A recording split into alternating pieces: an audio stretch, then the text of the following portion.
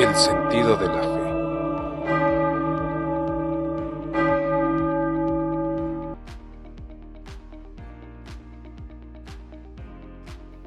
¿Alguna vez te has preguntado cómo los primeros cristianos lograron mantenerse unidos frente a persecuciones brutales mientras construían comunidades que transformaron el mundo? Hoy, en el sentido de la fe, viajaremos al siglo II para conocer a San Ignacio de Antioquía, un obispo y mártir que, guiado por el Espíritu Santo, desarrolló la doctrina del martirio como un camino de unión para las comunidades cristianas.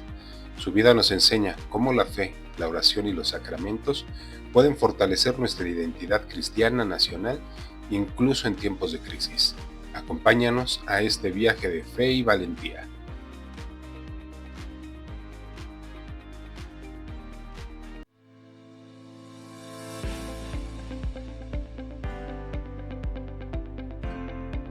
Hola a todos, bienvenidos a El Sentido de la Fe. Mi nombre es José Antonio y estoy aquí para acompañarlos en este camino de descubrimiento y crecimiento. Tal vez llegaron aquí por curiosidad o porque alguien les habló de este canal. Sea cual sea la razón, me alegra de que estén aquí. La fe es mucho más que un conjunto de creencias, es la fuerza que da sentido a nuestra vida. Pensemos en los apóstoles, quienes dejaron todo para seguir a Cristo, o en los padres de la Iglesia como San Agustín y doctores como Santo Tomás de Aquino, quienes dedicaron su vida a buscar la verdad con pasión. Recordamos a los padres del desierto que encontraron en la soledad el camino hacia Dios, o a San Ignacio de Loyola, quien transformó su vida a través del discernimiento espiritual. Santa Teresa de Jesús nos enseña que la oración es un diálogo profundo con Dios, mientras que Santa Rosa de Lima nos muestra cómo la entrega total nos acerca a la verdadera felicidad. La vida de los santos nos inspira en cada aspecto de nuestra existencia, nuestras relaciones, nuestro trabajo y nuestras decisiones. Santa Teresa de Calcuta nos recuerda que el amor se vive en lo cotidiano, mientras San José nos enseña que el trabajo hecho con amor es una oración silenciosa. El arte de Frangélico nos invita a contemplar la belleza como reflejo de Dios, y San Juan Bosco nos muestra la importancia de guiar a otros con paciencia y alegría. No importa quiénes sean ni a qué se dediquen, lo importante es dónde ponen su corazón. Este canal es un espacio para aprender a crecer y descubrir juntos el sentido de la fe. Acompáñenme en esta aventura.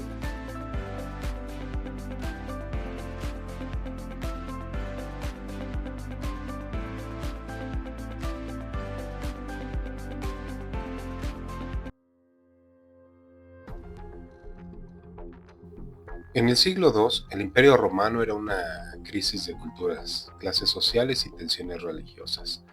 La sociedad estaba estrictamente jerarquizada. Los patricios y ciudadanos romanos disfrutaban de privilegios, mientras que esclavos, mujeres y extranjeros enfrentaban discriminación y exclusión.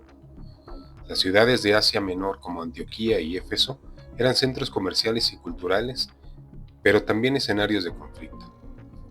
Los cultos paganos como el de Mitra o el culto imperial dominaban la vida pública y los emperadores como Trajano exigían lealtad absoluta, considerando a los cristianos una amenaza por su negativa a adorar a los dioses romanos. Las comunidades cristianas, aunque pequeñas, crecían rápidamente y atrayendo a personas de todas clases sociales, desde esclavos hasta comerciantes y algunos nobles. Sin embargo, esta diversidad generaba tensiones internas agravadas por las persecuciones. Los cristianos eran acusados de ateísmo por rechazar a los dioses paganos y de canibalismo por rumores sobre la Eucaristía. En este contexto, las persecuciones se intensificaron bajo Trajano, quien ordenó que los cristianos fueran ejecutados si no ofrecían sacrificios a los dioses romanos. Antioquía, una de las ciudades más importantes del imperio, era un centro neurálgico para el cristianismo, pero también un lugar de gran peligro. A pesar de estas adversidades, las comunidades cristianas se organizaron en torno a obispos, presbíteros y diáconos, tal como lo dice la Biblia, siguiendo el modelo apostólico. La Eucaristía y la oración comunitaria eran el corazón de su vida, creando un sentido de pertenencia que desafiaba las divisiones sociales del imperio. Sin embargo, las herejías como el docetismo, que negaba la humanidad de Cristo, amenazaban la unidad interna. En este ambiente de persecución y diversidad, líderes como San Ignacio de Antioquía surgieron para fortalecer los lazos comunitarios, promoviendo la unidad a través de la fe y el martirio. Su ejemplo nos recuerda que incluso en tiempos de crisis, la comunidad cristiana puede ser un faro de esperanza y resistencia frente a la opresión.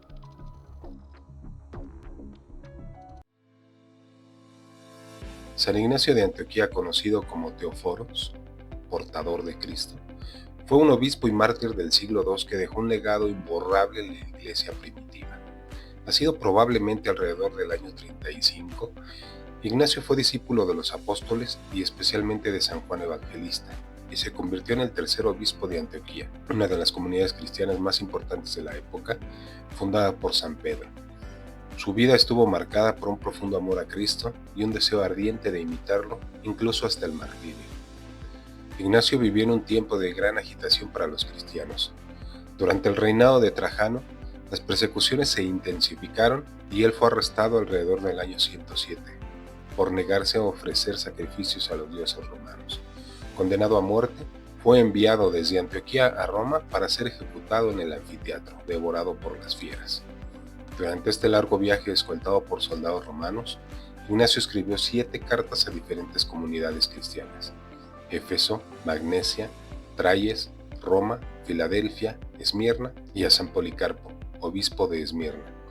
Estas cartas, redactadas con un estilo apasionado y directo, son un tesoro de la tradición católica y reflejan su misión de la comunidad como un cuerpo único de Cristo.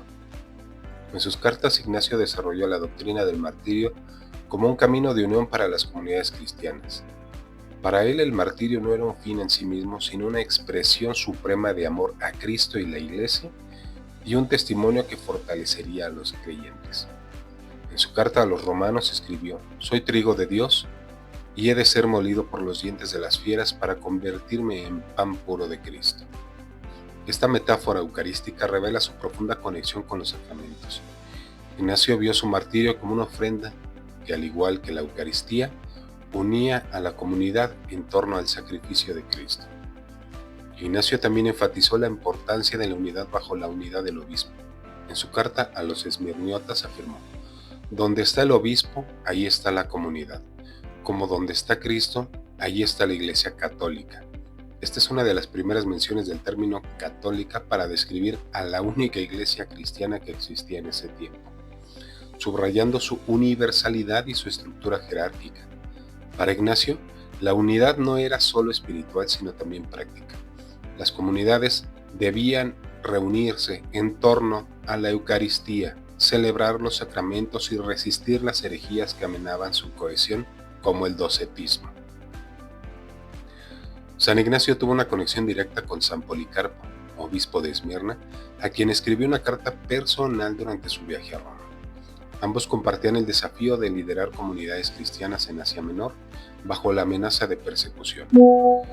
Mientras Ignacio enfatizaba el martirio como un acto de unión, Policarpo, quien también sería mártir años después, se enfocó en la enseñanza de la fe apostólica y resistencia pacífica frente a las persecuciones. En su carta a Policarpo, Ignacio lo exhortó a cuidar de la grey como un atleta de Dios, mostrando su preocupación por la fortaleza de las comunidades locales. Juntos, Ignacio y Policarpo representan 2 pilares complementarios de la iglesia primitiva: el testimonio del martirio y la perseverancia en la enseñanza, ambos al servicio de la unidad de la iglesia.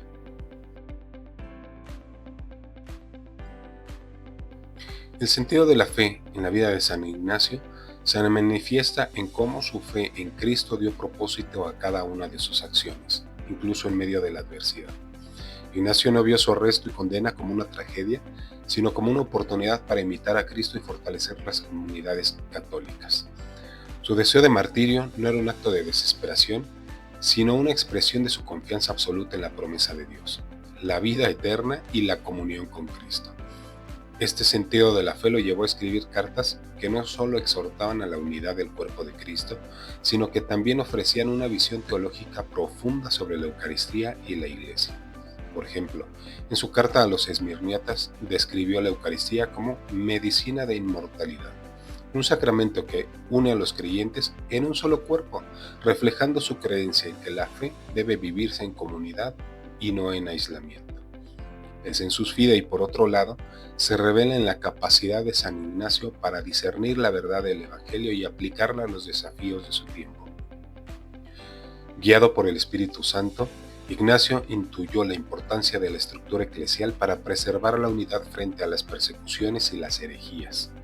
Su insistencia en la autoridad del obispo no era un simple mecanismo organizativo, sino una respuesta sobrenatural a la necesidad de mantener la pureza de la fe apostólica.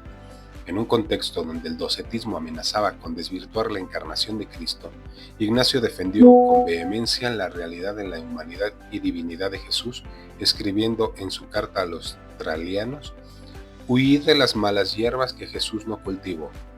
Este discernimiento, inspirado por el Espíritu Santo, permitió a Ignacio guiar a las comunidades hacia una fe auténtica, fortaleciendo su identidad como Iglesia universal. El Espíritu Santo también se manifiesta en la valentía de Ignacio frente al martirio. En su carta a los romanos, pidió a los cristianos de Roma que no intervinieran para salvarlo, diciendo: «Dejad que sea devorado por las fieras, para que por ellas pueda llegar a Dios». Esta certeza de que su muerte sería un testimonio vivo para comunidades refleja cómo el Espíritu Santo logró transformar un acto de violencia en un acto de amor y unidad.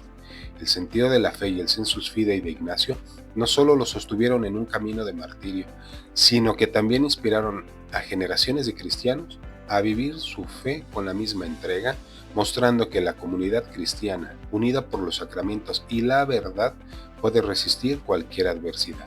Ignacio murió en Roma alrededor del año 107, devorado por las fieras en el anfiteatro. Su martirio no fue el final, sino el comienzo de un legado que fortaleció la identidad cristiana. Sus cartas, preservadas por la tradición, se convirtieron en un pilar de la teología eclesial, y su ejemplo de unidad y sacrificio sigue resonando hoy, recordándonos que la fe, vivida en comunidad, es la base de una sociedad verdaderamente justa y ordenada. Jóvenes, la vida de San Ignacio de Antioquía nos habla directamente hoy. En un mundo donde el individualismo y el relativismo nos separan, Ignacio nos enseña que la verdadera comunidad se construye con fe, oración y sacramentos. Él vivió su sentido de la fe al dar propósito a su vida, incluso en el martirio, mostrando que la fe no es solo un sentimiento, sino una fuerza que transforma nuestro entorno. Su ejemplo nos invita a preguntarnos: ¿cómo puedo yo, en mi escuela, en mi familia o en mi comunidad, ser un puente de unidad como lo fue Ignacio? Hoy enfrentamos desafíos similares a los del siglo II. El progresismo y el wokismo, con su mimetismo funcional, imitan valores cristianos como la solidaridad, pero los vacía de su esencia divina. Mientras el cristianismo nos ofrece la Eucaristía como medicina de inmortalidad, el progresismo nos da derechos sociales que prometen comodidad pero no trascendencia. Ignacio nos recuerda que la verdadera unidad no viene del Estado o de ideologías, sino de Cristo, quien nos une en su cuerpo a través de los sacramentos.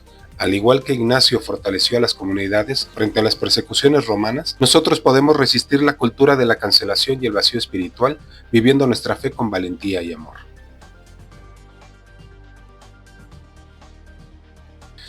Queridos jóvenes, San Ignacio nos deja un camino claro para vivir nuestra fe hoy. Primero, fortalezcan su vida de oración. Dediquen tiempo cada día a hablar con Dios, pidiéndole que les revele su voluntad, como lo hizo Ignacio en su viaje a Roma. Segundo, participen activamente en los sacramentos, especialmente en la Eucaristía, que Ignacio llamó medicina de inmortalidad. Es en la misa donde encontramos la fuerza para ser testigos de Cristo en nuestra comunidad. Tercero, sean constructores de unidad en sus familias, en sus escuelas y en sus parroquias. Busquen tiernos puentes, no divisiones, inspirados por el amor de Cristo. Además, rechacen ideologías que dividen. El wokismo, con su mimetismo ideológico, convierte a las personas en víctimas perpetuas, mientras que el cristianismo nos llama a ser redimidos por la gracia y a darnos una dignidad de hijos de Dios. Pregúntense, ¿qué une más, la caridad cristiana o el activismo identitario? Vivan su fe con orgullo, como Ignacio, y defiendan la vida, la familia y la libertad ordenada, que son los pilares de una sociedad verdaderamente cristiana. Formen comunidades locales que reflejen la subsidiariedad, donde las soluciones nazcan del amor al prójimo, no en decretos estatales. Sean líderes católicos que transformen a México con la verdad y el amor de Cristo.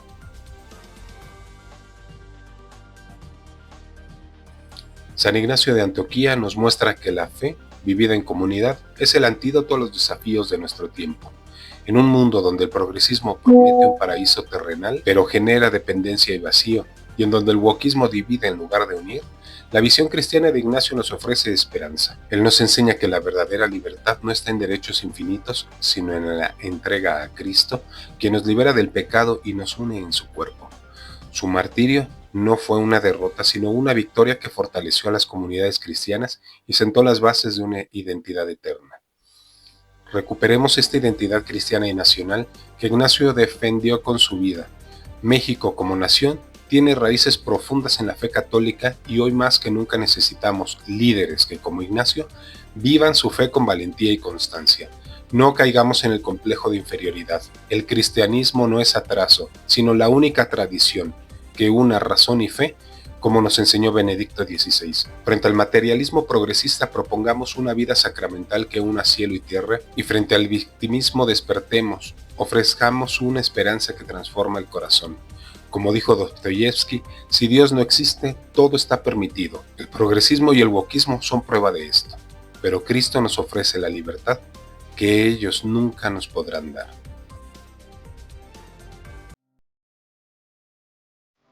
El catolicismo, como la tradición cristiana más antigua, se fundamenta en la apostolicidad y sucesión ininterrumpida desde los apóstoles, un legado que el protestantismo, surgido en el siglo XVI, no puede reclamar.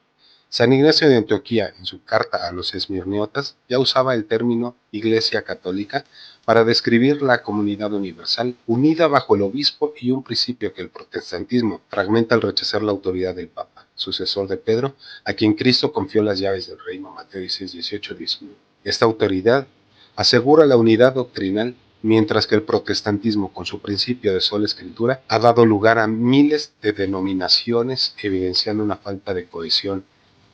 Además, el catolicismo defiende la tradición apostólica como fuente de revelación junto con la escritura, un equilibrio que el protestantismo desestima, ignorando que la misma Biblia fue compilada por la Iglesia Católica en concilios como en la de Hipona. La Eucaristía, centro de la vida católica, es otro pilar. Ignacio de Antioquía le llama medicina y de inmortalidad, afirmando la presencia real de Cristo, mientras que muchas ramas protestantes la reducen a un símbolo, reduciendo su dimensión sacramental. Finalmente, el catolicismo ofrece una versión integral de la salvación, combinando fe y obras. Si te condenas por obras, te salvas por la ayuda de las obras. Frente a la sola fide protestante que solo puede desatender la llamada a la caridad activa. La intercesión de los santos y la Virgen María, rechazada por el protestantismo, enriquece la comunión espiritual católica, uniendo a la iglesia terrestre y la celestial como la portante. Así, el catolicismo, con su arraigo histórico, doctrinal y sacramental, se presenta como la plenitud de la fe cristiana, invitando a los jóvenes a redescubrir su riqueza frente a interpretaciones fragmentadas. El sentido de la fe.